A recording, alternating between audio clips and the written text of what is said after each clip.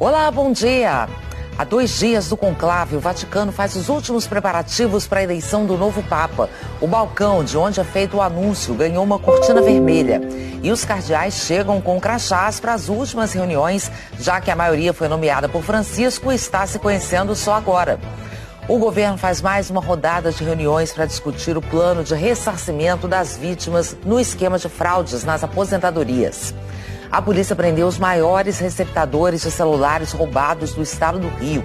Eles invadiam aplicativos bancários e transferiam tudo para contas falsas. E estavam prestes a agir durante o show de Lady Gaga em Copacabana.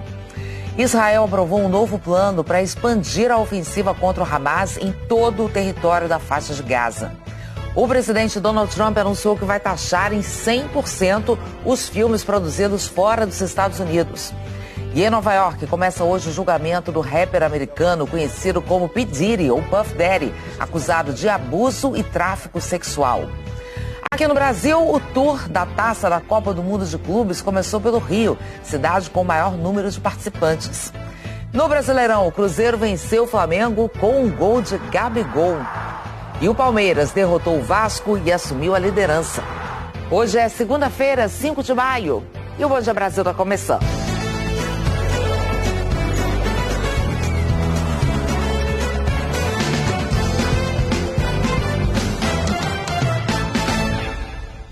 A contagem regressiva para o conclave que vai eleger o novo Papa já começou no Vaticano.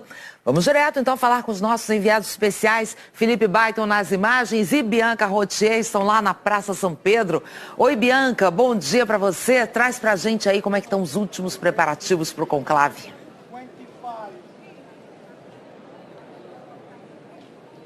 Bom dia para você, Ana Paula. Bom dia a todos que estão com a gente aqui no Bom Dia Brasil. Olha, o clima é realmente de contagem regressiva. Aliás, por falar em clima, deixa eu só dar um cenário para vocês. Aqui hoje já choveu, já fez sol. Agora, tá todo mundo aqui circulando pela Praça São Pedro, independentemente de chuva, de tempo ruim. Muita gente na praça, muitos turistas, fiéis também que vieram especificamente para acompanhar a escolha do próximo Papa. Eu desembarquei em Roma hoje de manhã e já sei que aqui tem gente que veio especificamente para este momento de acompanhar a história. Agora, o conclave começa na quarta-feira, mas ninguém sabe exatamente quando vai terminar. Claro, depende das votações. Mas eu queria mostrar para vocês, ali atrás, na Basílica de São Pedro, já tem a cortina vermelha. A cortina vermelha que fica no balcão onde o novo chefe da Igreja Católica vai saudar os fiéis, aquela multidão de fiéis que é esperada, vai também dar a sua bênção, como o Papa Francisco fez em março de 2013. Eu estava aqui na praça, testemunhei e lembro bem da emoção dos fiéis. Os cardeais hoje também fazem as últimas congregações gerais. São as reuniões que antecedem o conclave. É hora de levantar os problemas e as missões da igreja e também o perfil, do próximo Papa. Estão previstas reuniões hoje e amanhã. Muitos cardeais que chegaram à reunião de hoje de manhã usavam crachás. Isso foi um pedido da Santa Sé, porque dos 133 cardeais que vão votar, 108 foram nomeados por Francisco e muitos ainda nem se conheciam até a semana passada. E essa aproximação toda é muito importante, porque afinal de contas, entre um deles, ali está o futuro Papa, o homem que vai comandar a Igreja Católica, que conta com 1 bilhão e 400 milhões de fiéis no mundo. Então a gente vai seguir acompanhando, Ana, ao longo dos próximos dias, toda essa movimentação, todo esse interesse aqui direto da Praça São Pedro, direto do Vaticano. É isso, Bianca, serão dias decisivos, né? Obrigada pelas informações. E quem também está em Roma nessa cobertura especial do conclave é o Gerson Camarote, que vai trazer para a gente os bastidores da escolha do novo Papa. Oi, Camarote, boa tarde já para você aí em Roma, né? Qual é o grande desafio desse conclave, hein? Bom dia, Ana, bom dia a todos, aqui direto da Basílica de São Pedro, aqui na cidade do Vaticano. Ana, o grande desafio hoje é esse desconhecimento entre os cardeais que a Bianca estava colocando. Estava conversando com alguns cardeais desde que eu cheguei aqui no fim de semana e todos falam isso, eles não se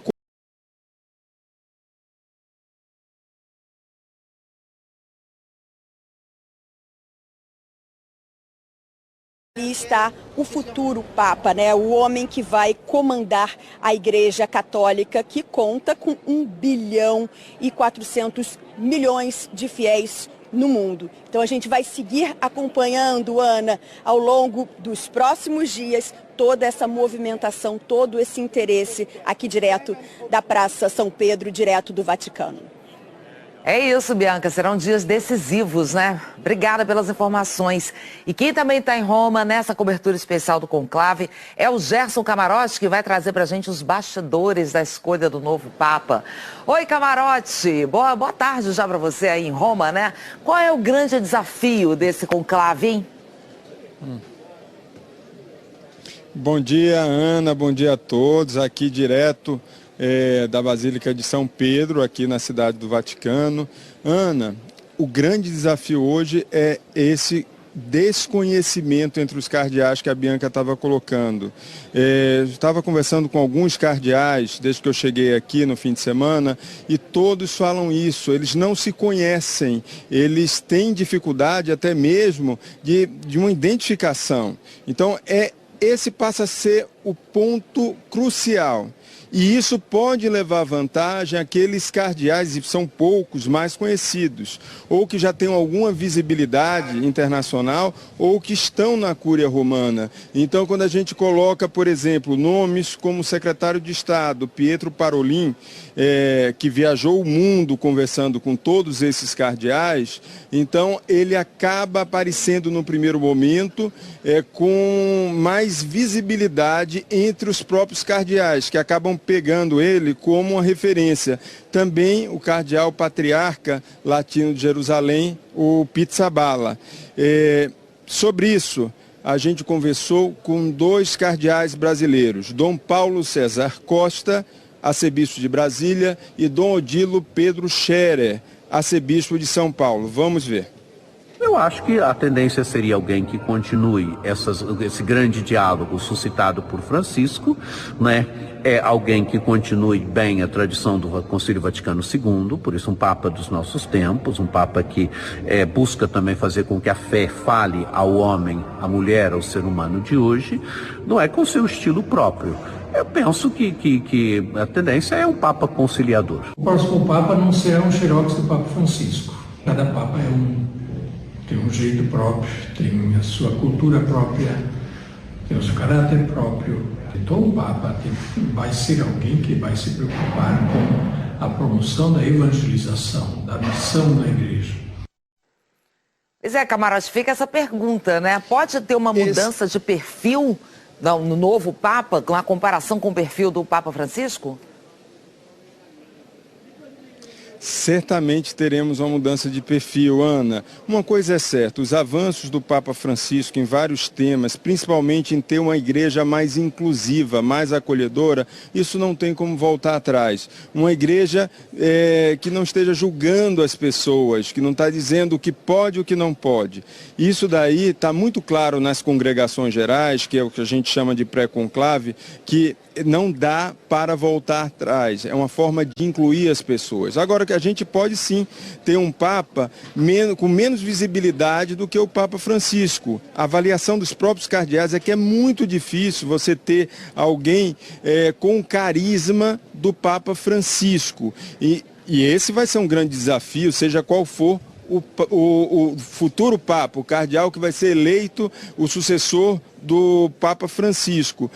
Por que isso? Porque hoje a gente está, independentemente do carisma maior ou menor, a gente está na era das redes sociais. Então, esse tipo de comunicação que o Papa Francisco conseguiu alcançar e que inclusive fez aumentar o número de fiéis no mundo, isso está colocado, esse desafio está colocado para o próximo Papa e principalmente para o Vaticano, principalmente se tiver um cardeal com um carisma mais discreto. Ana.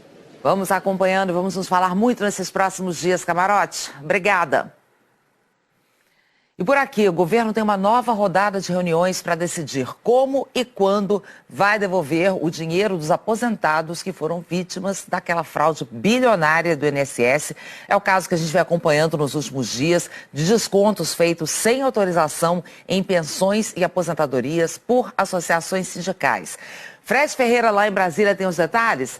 Fred, bom dia para você. O que está sendo estudado agora é uma proposta para criar um sistema onde os aposentados e pensionistas vão poder contestar esses descontos. Oi, Ana Paula. Bom dia para você, bom dia a todos. Pois é, a prioridade do governo é anunciar, ainda essa semana, um plano para devolver o dinheiro descontado sem autorização dos aposentados e pensionistas. Em outra frente, essas associações devem ser responsabilizadas. A repórter Isabela Camargo tem os detalhes para a gente. Oi, Isabela, bom dia para você. Oi, Fred. Bom dia para você, bom dia a todos que nos acompanham. O ministro-chefe da Casa Civil, Rui Costa, fará uma reunião nesta manhã para definir como que os sindicatos que fraudaram convênios com aposentados serão cobrados para devolver o dinheiro. O novo ministro da Previdência, Volney Queiroz, o ministro da Advocacia Geral da União, Jorge Messias, e o novo presidente do INSS, Gilberto Valle Júnior, participam da reunião. A intenção do governo é abrir os processos administrativos ainda nesta semana. Técnicos da Esplanada dos Ministérios passaram um fim de semana estudando o melhor modelo jurídico. 11 sindicatos estão sendo investigados e eles firmaram convênios com 4 milhões e 100 mil aposentados. Fred. Tá certo, Isabela. Muito obrigado pelas informações. Bom trabalho para você. Segundo as investigações, os desvios ocorreram entre 2019 e 2024 e podem chegar a 6 bilhões de reais. Ana Paula. Vamos seguindo acompanhando, né, Fred? Obrigada, viu? Até já. Até já. E o ex-presidente Jair Bolsonaro recebeu alta depois de 22 dias de internação. Bolsonaro deixou o hospital DF Star em Brasília no fim da manhã de domingo. Ele estava acompanhado da mulher, Michele, e de médicos que cuidaram dele. Ele conversou com apoiadores e agradeceu as orações pela recuperação. O ex-presidente estava internado desde 13 de abril, quando fez uma cirurgia para desobstrução do intestino. Segundo a equipe médica, Bolsonaro vai manter a dieta pastosa e deve evitar aglomerações e atividades físicas mais intensas. A alta definitiva deve ocorrer em 3 ou 4 semanas. Semana começando e Thaís Luquezzi já aqui para contar para a gente como é que fica o tempo ao longo dessa semana por todo o Brasil. Bom dia, Thaís. O que você destaca nessa segunda-feira? Bom dia, Ana Paula. Ótima semana para você. Ainda vai ser uma semana de muita chuva no norte, especialmente no nordeste. Ótimo dia para você também. A zona de convergência intertropical, que leva tanta umidade ali para a faixa norte do Brasil, deve se afastar para o hemisfério norte, mas até o mês que vem ainda manda muita chuva para lá. Em Manaus, o Rio Negro, veja, está a 35 centímetros acima da cota de inundação. E em Manacapuru, o Solimões também está bem acima, 70 centímetros além do nível de transbordamento. E ainda há risco de temporal, pegando a faixa do Acre até o Pará. E esta segunda continua com muita chuva entre o leste da Bahia e Sergipe. É onde o risco está alto hoje para deslizamentos e também para alagamentos. Aracaju, onde choveu quase 100 milímetros hoje vem mais 40. Mesmo volume para Salvador e Boa Vista. Em Macapá, Belém e Rio Branco chove 30 milímetros. A frente fria, ela já está se afastando e amanhã é o último dia que ainda chove forte nesta faixa do Nordeste. E a alta pressão vai continuar influenciando o tempo no centro-sul do país. Por isso o tempo continua firme desde a altura aqui do Tocantins até boa parte do Rio Grande do Sul. E a principal característica do outono continua, que é a grande amplitude térmica. Porto Alegre começou o dia hoje com 14 graus, como vocês vão ver aqui daqui a pouquinho, e vai chegar aos 28, uma variação de 14 ao longo do dia. Mas há exatamente um ano, o Guaíba havia atingido o maior nível, 5 metros e 37 centímetros ali no cais de Mauá, na região central de Porto Alegre. O maior nível da história, superando a enchente de 1941. E veja a diferença do volume de chuva entre abril e maio do ano passado, como a gente vê aqui, 760 milímetros em Porto Alegre, volume excessivamente maior que qualquer outro mês do ano. Já este Neste ano, abril não registrou nem 30% desta chuva e não choveu nada este mês. A chuva deve voltar a Porto Alegre só nesta quarta-feira, viu, Ana Paula? Com risco de temporal. Tempo firme só até amanhã. Bom dia para você. Para você também, Thaís. Até amanhã. E 13 cidades do Amazonas estão em estado de emergência por causa das cheias dos rios. E essa é uma situação que nos próximos meses ainda deve piorar. O Amazonas já começa a sentir os efeitos do período de cheia dos rios. Em Tonantins, a prefeitura decretou situação de emergência. De acordo com a Defesa Civil, cerca de 64 comunidades ribeirinhas e indígenas estão sendo monitoradas, sendo que 38 já estão sendo afetadas pela subida das águas do Rio Solimões. Para chegar em algumas escolas na zona rural, os alunos precisam caminhar pelas pontes de madeira. A BR-230, conhecida como Rodovia Transamazônica, está intrafegável entre as cidades de Humaitá e Apuí, que ficam no sul do Amazonas. São 20 quilômetros de estrada cobertos pelas águas do Rio Madeira. O único meio de transporte possível são os pequenos barcos e canoas. A Adriana teve de pagar R$ 180 só para levar as filhas de Apuí para a escola que fica em Humaitá. Preciso de levar elas para não perder aula. Eu sou da saúde, né? Eu sou técnico de enfermagem. Se precisar de uma pessoa passar aqui, que chegar aqui doente, morre aqui, porque não tem ajuda. Segundo o governo do estado, 13 cidades estão em situação de emergência, com mais de 140 mil pessoas atingidas. Segundo a Defesa Civil, em Manaus, a previsão é que 19 bairros sejam atingidos pela cheia. Segundo o levantamento do Porto de Manaus, o Rio Negro está subindo, em média, de 5 a 8 centímetros por dia.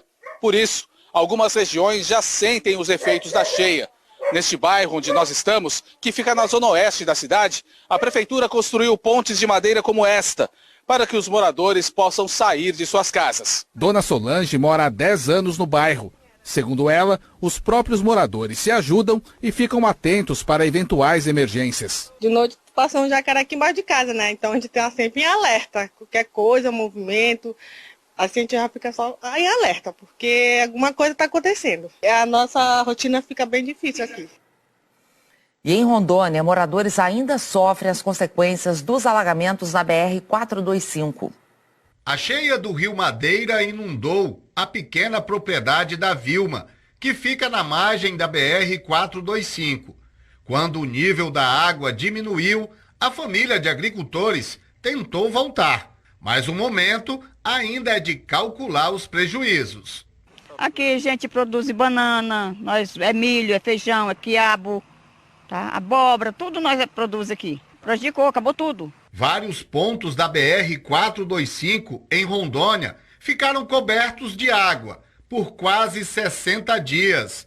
A rodovia é o único meio para escoar a produção até os portos de Porto Velho e também para abastecer as cidades de Nova Mamoré e Guajará-Mirim, na fronteira com a Bolívia. No mês passado, o nível do rio começou a descer lentamente, mas muita gente ainda sofre as consequências dos alagamentos. Essa empresa, com capacidade de armazenar 220 mil sacas de grãos, também somou prejuízos. O valor de frete acabou subindo bastante, encareceu na retirada do produto aqui da região. Se a gente contar com os prejuízos que tivemos aí da frota, era danificação, assim, prejuízo de pneus, né, veículos, e a gente não pôde deixar de trabalhar. Esse ponto da rodovia ficou aproximadamente 1 metro submerso. O trecho de cerca de 2 quilômetros de extensão está sendo elevado. Com o recuo da água, o trabalho foi intensificado, mas de acordo com o DENIT, ainda não há prazo para a conclusão da obra. Com as obras, o tráfego na rodovia está funcionando no sistema pare e siga, mas os 3 trechos que foram inundados estão assim, tomados por buracos e atoleiros, aumentando o tempo de viagem. A gente fazia o percurso de 3 horas de viagem, hoje a gente está gastando 3 horas e meia, 4 horas. Por causa da buraqueira que ficou, praticamente a estrada acabou, né?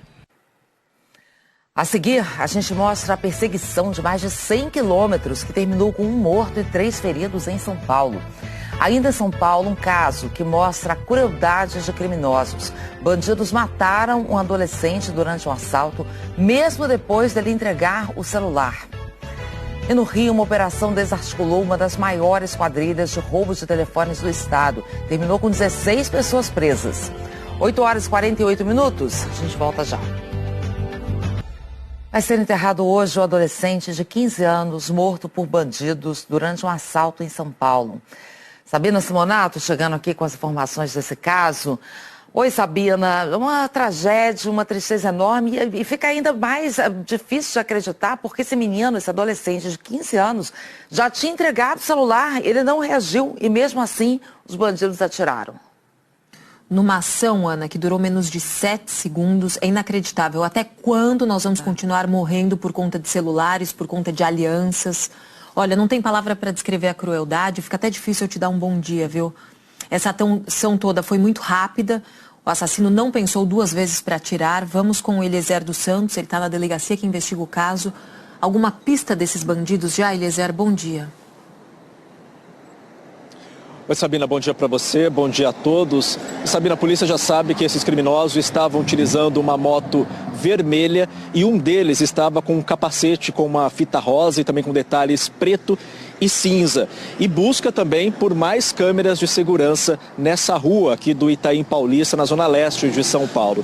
O Lucas Teles Santana, de 15 anos, ia fazer 16 anos agora em junho. Ele era estudante, morava com o avô. Uma câmera de segurança registrou o crime pouco antes das 2 da madrugada de sábado para domingo. 2 homens numa moto abordam Lucas e o primo dele. Lucas, de camiseta branca, entrega o celular que cai no chão. Imediatamente o garupa atira e os 2 fogem sem levar nada. Lucas levou um tiro no peito, chegou a ser socorrido, mas não resistiu. E Sabina, Lucas, ele estava acompanhando o primo justamente por causa do medo dos roubos aqui nessa região. Sabina. Obrigada, Eliezer dos Santos. O velório e enterro do corpo do jovem Lucas serão hoje à tarde na zona leste da cidade. Toda a nossa solidariedade aos parentes, aos amigos, Ana. Exatamente, Sabina, triste demais. Fica a nossa solidariedade aqui a mais essa família de luto com essa perda por um roubo absurdo como esse que a gente viu. Bom, falando de um outro caso também de violência, né, ainda aí em São Paulo, teve uma perseguição ao carro roubado que terminou com uma morte, 3 feridos. Esse ladrão fugiu por mais de 100 quilômetros em rodovias daí do estado de São Paulo. Você imagina, começou no interior e foi parar quase que na praia, sabe? A perseguição começou na rodovia Castelo Branco, que liga o interior à capital, e terminou na Via Anchieta, em São Bernardo do Campo, no ABC, que é caminho para o litoral. O bandido tinha roubado um carro na cidade de Boituva. A câmera de segurança que você vê ali, olha, ela registrou o momento em que o ladrão aborda um casal nesse carro prata. Ele fugiu, mas a polícia foi avisada e aí começou a seguir esse carro, que só parou quando bateu na traseira de um outro veículo aqui na Anchieta, já no ABC. Segundo a polícia, teve troca de tiros, o ladrão acabou morrendo. 3 ficaram feridos, o motorista do carro atingido pelo bandido e 2 policiais, todos com ferimentos leves, Ana. Ok, obrigada, viu, Sabina? Até já. E a Polícia Civil do Rio desarticulou uma quadrilha que receptava e vendia celulares roubados. As investigações revelam que o grupo montou um plantão na madrugada de sábado para receber os aparelhos que seriam roubados durante o show da Lady Gaga. Uma quadrilha estruturada e que, segundo a polícia, agia livremente num dos maiores centros de comércio popular do Rio, a Uruguaiana. Os investigadores vinham monitorando os suspeitos há pelo menos 40 dias e flagraram a negociação e a receptação de celulares roubados. Nos dias que antecederam o mega show da cantora Lady Gaga, os investigadores perceberam que a movimentação da quadrilha aumentou. Por isso, neste fim de semana, os policiais decidiram agir. Nós desarticulamos essa quadrilha e os 4 maiores receptadores de telefone celular do estado do Rio de Janeiro foram presos em flagrante. Este era o escritório usado pela quadrilha. Cerca de 200 celulares foram apreendidos, além de notebooks e máquinas de cartão. Os investigadores afirmam que o grupo usava tecnologia para desbloquear os aparelhos. Eles tinham softwares, computadores, que eles realizavam o desbloqueio rápido dos aparelhos eles tinham acesso ao conteúdo e principalmente os aplicativos das instituições financeiras das vítimas. De acordo com a investigação, os criminosos usavam os documentos das vítimas e até de pessoas em situação de rua para abrir contas virtuais em nome de laranjas. Depois que conseguiam invadir os aplicativos bancários do celular roubado, o dinheiro das vítimas era transferido para essas contas falsas. Nada ficava no nome dos criminosos, para dificultar ainda mais o trabalho da polícia. No total, 16 pessoas foram presas durante essa operação. 15 já tinham antecedentes por roubo, furto e receptação. E a cantora Lady Gaga deixou o Rio de Janeiro ontem, depois de reunir 2.100.000 pessoas na praia de Copacabana no sábado, segundo a Prefeitura do Rio. E aí os operários passaram um domingo desmontando o palco enorme que estava montado ali. Lady Gaga publicou nas redes sociais um agradecimento aos fãs e ao Brasil. Ela disse que ter visto a multidão cantando foi de tirar o fôlego e que o show foi um momento histórico que ela nunca vai esquecer. Logo depois, Lady Gaga se despediu da cidade e embarcou no Galeão. Na Paraíba, a preparação para as quadrilhas juninas já está a todo vapor. No ateliê, o ritmo é intenso. Etiales era dançarino de quadrilha junina, hoje costura para esses grupos de dança. Este ano serão 180 figurinos. No final dá tudo certo, a gente acaba concluindo todas as peças e quando a gente vê a quadrilha toda pronta ali vestida, é prazeroso. Na Paraíba, a preparação das quadrilhas juninas começa bem antes do mês de junho. Para ter inovação é preciso ensaiar muito. Então a gente começa a ensaiar lá em janeiro, de abril para junho a gente ensaia todos os dias. Essa quadrilha de Campina Grande é uma das mais tradicionais e vitoriosas da Paraíba. São 200 componentes entre bailarinos, banda e produção. Micaele precisa conciliar o trabalho como profissional de educação física e a preparação para os festivais juninos. A gente perde alguns eventos familiares, minha filha sempre nos acompanha. Quando você ama, você sempre dá um jeito, você abre mão de algumas coisas para poder você viver esse momento. Pablo é o baterista da banda. Este ano, resolveu trazer a família toda para participar dos ensaios. A mulher se tornou dançarina e o filho Dian já está ensaiando os primeiros passos. Tá todos os ensaios, aí vai aprendendo, porque não, criança aprende rápido, né? Em junho, os grupos se apresentam e competem em diversos festivais. Esforço e dedicação que valem a pena quando o público vê o espetáculo de cores e ritmos. O amor pela cultura e pela junina prevalece, é ver o público aplaudir. Você sentir que o público está gostando, passando aquela energia para você. Dá vontade até de chorar na hora. E depois do intervalo, o governo de Israel aprova um plano que prevê a ocupação total da faixa de Gaza.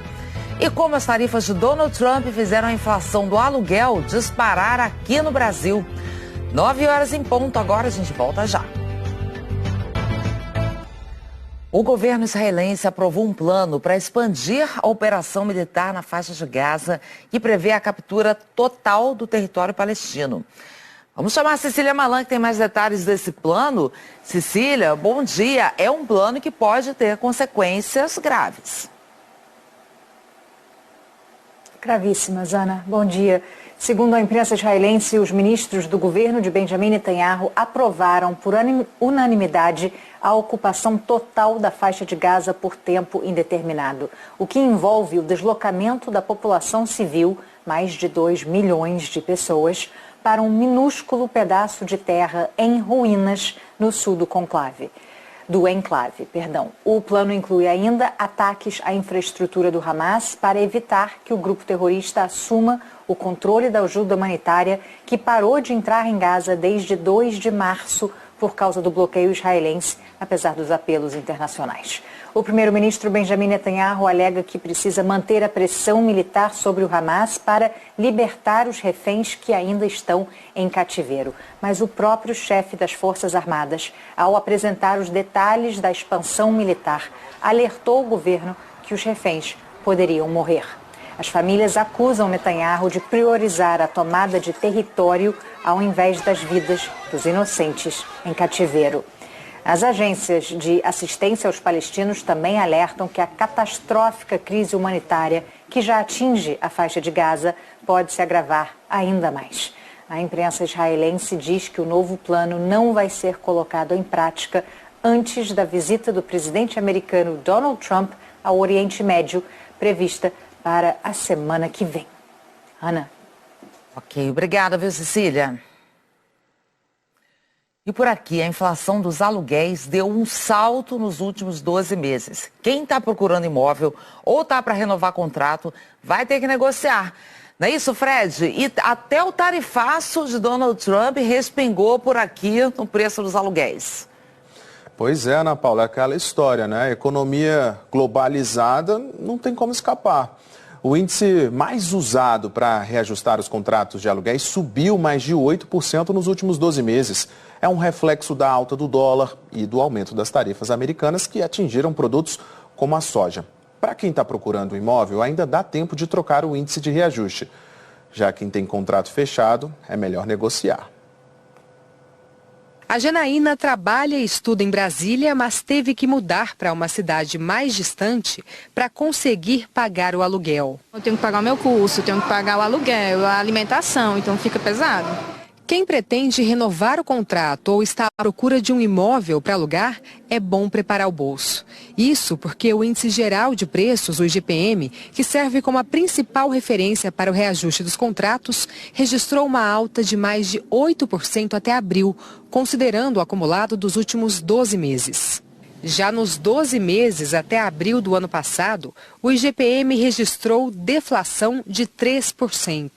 Vários fatores contribuíram para a escalada do preço. Entre eles, o aumento das commodities, que são produtos primários como milho e soja, influenciados diretamente pela alta do dólar.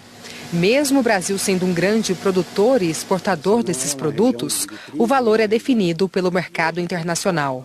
De acordo com o economista Felipe Salto, o preço dos produtos está sendo pressionado também por questões climáticas e pelas tarifas impostas pelo presidente dos Estados Unidos. Quando a gente olha exatamente um ano atrás, o país ainda não tinha passado por todo aquele aumento da taxa de câmbio, o dólar, né? O dólar ficou muito mais caro.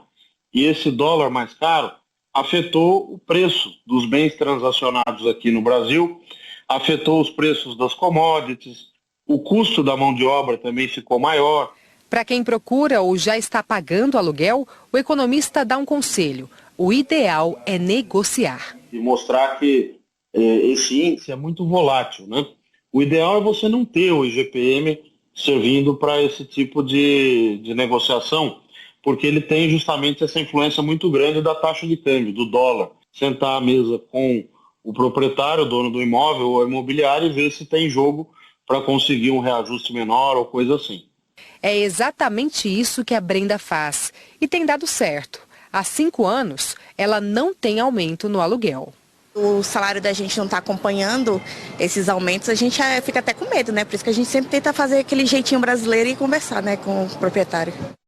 Pois é, especialistas recomendam usar o IPCA, que mede a inflação oficial nos contratos de aluguéis, já que o efeito do câmbio pesa menos.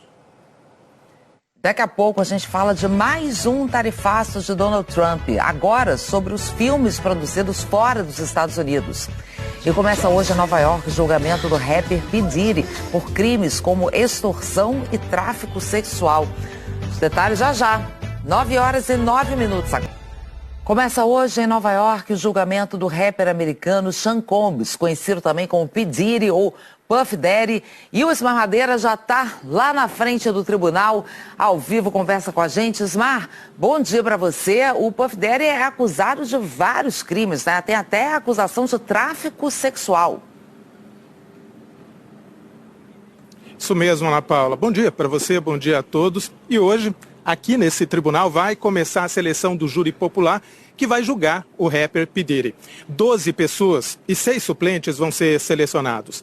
Esse processo deve durar uma semana. Cerca de 50 candidatos devem passar por aqui por dia.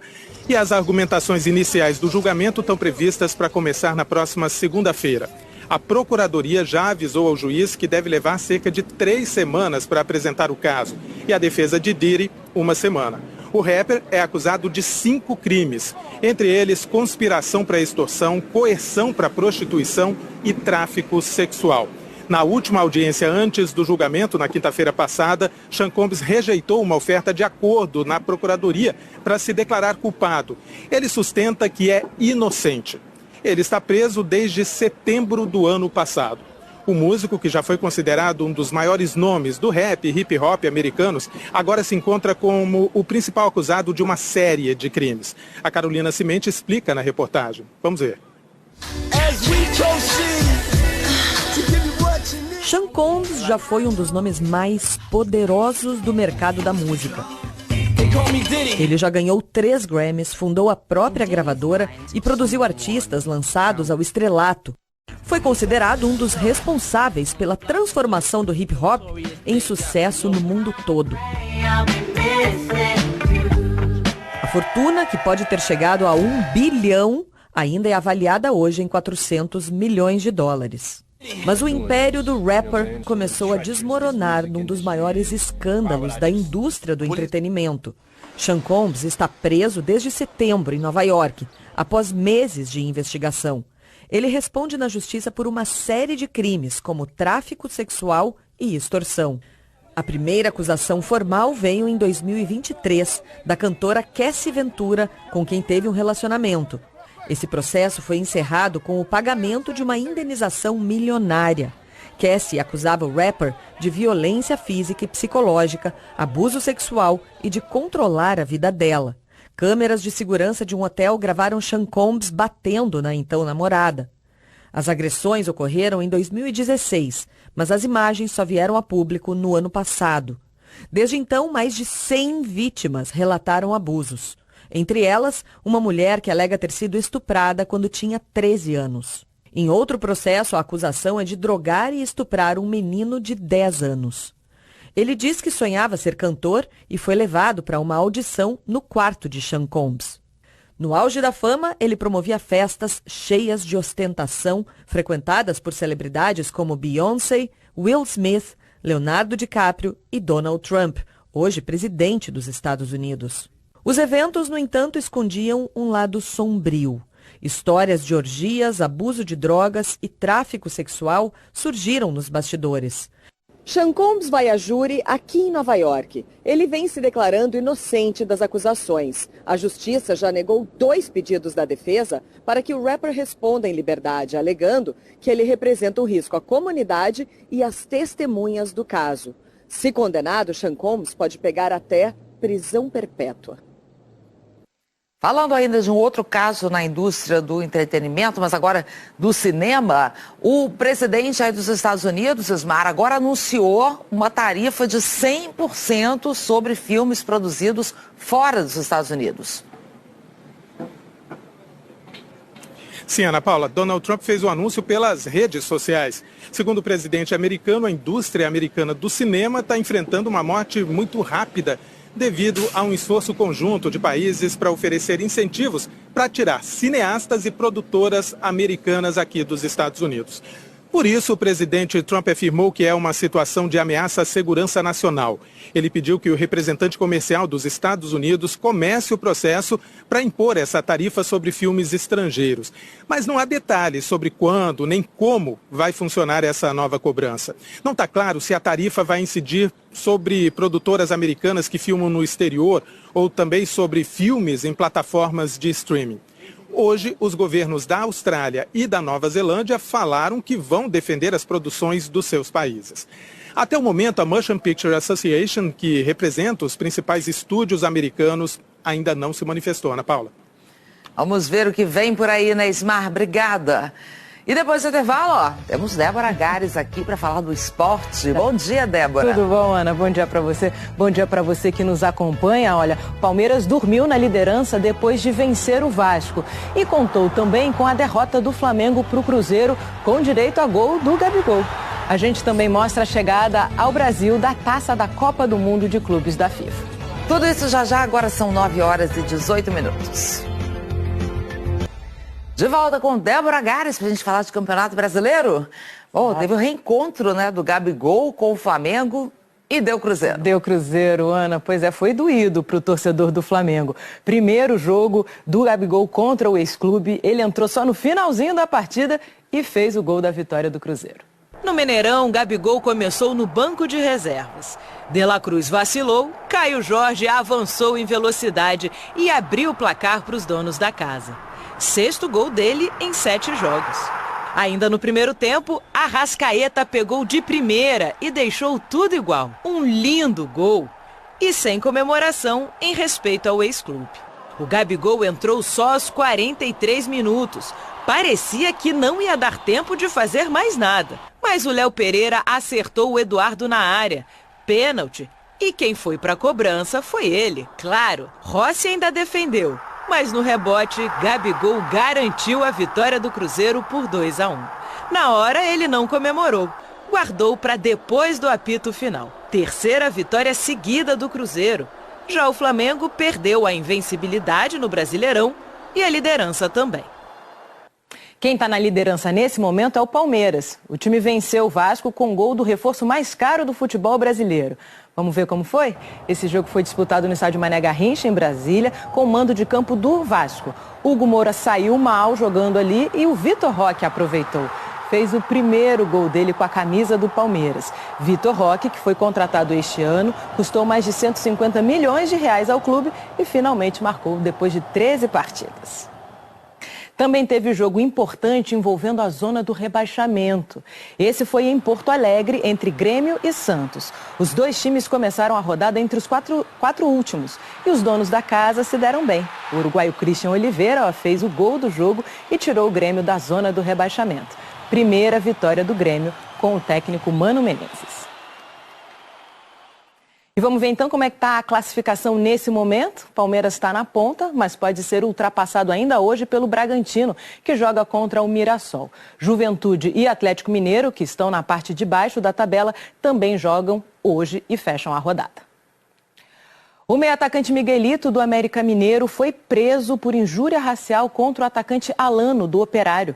O caso aconteceu durante a partida entre os dois times ontem em Ponta Grossa, no Paraná, pela Série B. Alano alegou que foi vítima de injúria racial por parte de Miguelito, que é boliviano. As imagens não mostram o que aconteceu exatamente, mas com base nos depoimentos, a polícia prendeu Miguelito, que vai ficar detido até a audiência de custódia nos próximos dias. Falta pouco mais de um mês para o início da Copa do Mundo de Clubes da FIFA. 4 clubes brasileiros vão estar nessa disputa e a taça está no Rio de Janeiro, única cidade com 3 representantes no torneio. Não é só porque ela é banhada a ouro. Se o Flamengo conquistasse essa taça, o valor sentimental seria muito grande, porque mostraria para qualquer time do mundo, falaria, pô, o Flamengo é campeão mundial. Em junho, 32 times de todas as partes do planeta tentarão conquistar essa taça na inédita Copa do Mundo de Clubes da FIFA, que será disputada nos Estados Unidos. O troféu da competição está no Brasil e ontem foi exibido aos torcedores cariocas. Tinha fila grande, mas o cenário da Baía de Guanabara, ao fundo, compensou a espera. A taça provocou sorrisos dos torcedores de Flamengo, Fluminense e Botafogo, clubes que estão na competição. E quem torce para time que está fora da disputa também pôde ser feliz. A taça fica no Rio de Janeiro até o dia 8 de maio. Depois vai para São Paulo, onde o Palmeiras será o responsável pela exibição do troféu. O time paulista também está na disputa da Copa do Mundo de Clubes. A gente é campeão brasileiro, Copa do Brasil, de tudo, maior de tudo. Só falta esse Mundial agora, esse novo Mundial. Então, ninguém vai ter mais nada para falar.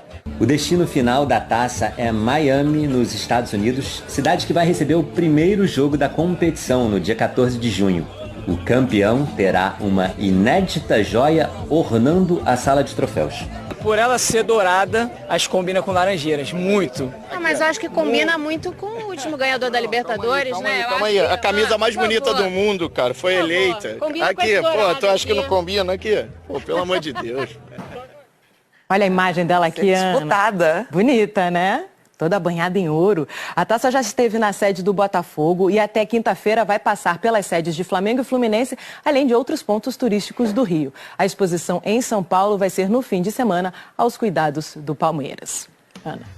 É isso, pessoal, chegando aqui para as nossas últimas notícias dessa segunda-feira. Sabina.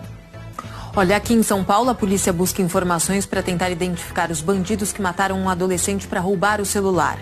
Agora há pouco chegaram imagens do momento em que a própria família socorre o jovem que não resistiu. Os bandidos estavam numa moto, uma moto vermelha, um deles com capacete preto com faixa rosa. O Disque Denúncia é o 181, você não precisa se identificar. Se tiver alguma pista, boa segunda-feira a todos. Um horror, né, Sabina? Fred? Aqui em Brasília, a gente acompanha as reuniões do governo para estudar um plano de devolução do dinheiro descontado de aposentadorias e pensões sem autorização. Em entrevista agora de manhã ao Em Ponto da Globo News, o novo presidente do INSS disse que os recursos vão sair do bolso das associações que enriqueceram com essas fraudes. Só depois o governo vai complementar. O ressarcimento vai ser feito pelos canais oficiais sem burocracia, mas o INSS não descartou um parcelamento. Bom dia a todos.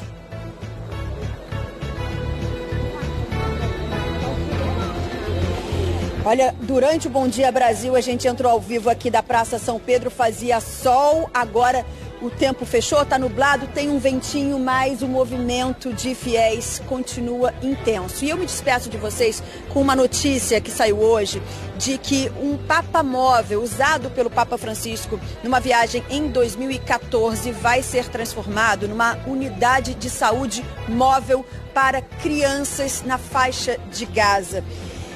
Mais de 15 mil crianças já foram mortas no conflito entre Israel e o grupo terrorista Hamas, de acordo com as autoridades do governo administrado pelo grupo terrorista. A gente sabe que é um pedido do Papa Francisco antes de morrer e mostra toda essa preocupação do pontífice com a guerra que destrói tantas vidas.